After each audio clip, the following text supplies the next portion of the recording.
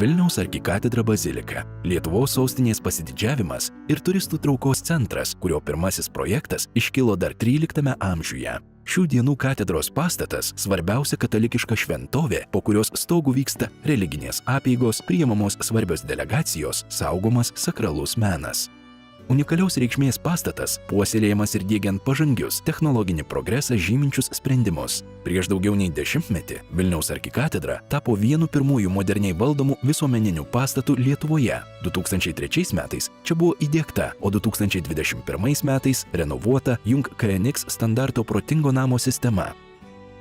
Jie valdomas apšvietimas yra funkcionalus, patogus, ekonomiškas ir tuo pačiu subtiliai pristato interjerą, suteikdamas išskirtiniam pastatui didingumo ir paslapties. Pastatų automatikos sistema leidžia kurti ir perjungti skirtingus apšvietimo scenarius. Juos valdyti galima ne tik mechaniškai, bet ir per nuotolį. Didelėje erdvėje tai labai paranku. Pavyzdžiui, galima nustatyti, kurią mėnesio dieną, kurią valandą konkretus scenarijus turi automatiškai įsijungti. Pamaldų, santokos, šiokiadienio ar panašiai.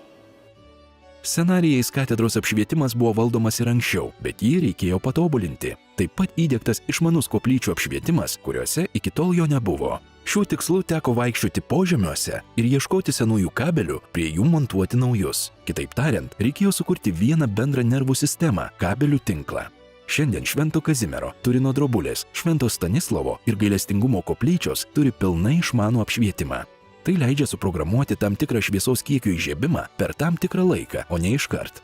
Tarkim, per 5 sekundės palaipsniui įsijungia 50% visos įmanomos šviesos. Kitose koplyčiose sukurti scenarijai, pavyzdžiui, tam tikrų atskirų objektų apšvietimo, irgi gali būti valdomi automatiškai.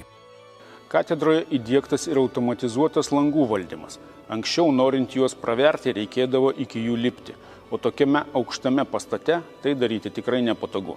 Tačiau vėdinti pastatą būtina, norint palaikyti tinkamą temperatūrą viduje ir sukurti jaukų mikroklimatą lankytojams. Taigi, išmaniai valdomi langai katedroje suteikia visus šios privalumus vienu mygtuko paspaudimu. Arkikatedra bazilika Vilniuje įrodymas, kad Jung KNX pastatų automatiką galima diegti ne tik moderniuose komerciniuose ar privačiuose objektuose. Į bendrą visumą sujungus apšvietimo, vėdinimo, apsaugos bei kitus sprendimus įmanoma sukurti didžiausią ekonominį efektą ir komfortą net istoriniuose pastatuose. Jung KNX – protingo namo sistemos. Ateitis, kuri jau čia.